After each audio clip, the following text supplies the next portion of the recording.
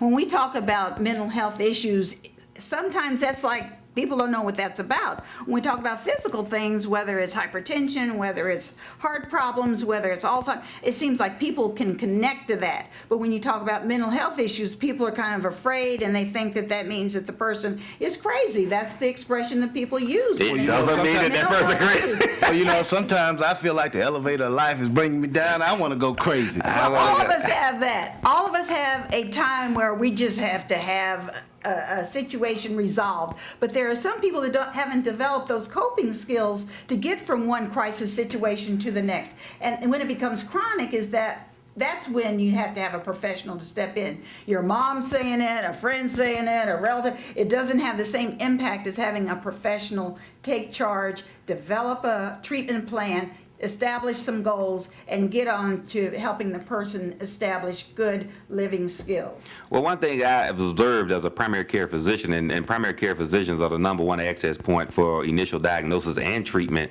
of mental health services, is that the prevalence of the disease state, anxiety, depression, bipolar disorder, every other commercial on the television now is for a mental health drug. And it is absolutely incredible how many people and children now being diagnosed with the same. Bipolar, schizophrenia is also quite prevalent.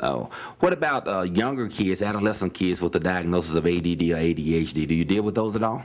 The ADD, they would have to have like a dual diagnosis for us to deal with that, or anything like the other diagnoses in the classroom. We want children, like you were saying, that they're just starting to get a diagnosis of bipolar and schizophrenia, which usually used to be in the middle 20s before it got diagnosed. Now we're seeing kids who are depressed, they're suicidal, and they're in the classroom talking about carrying a gun to the classroom.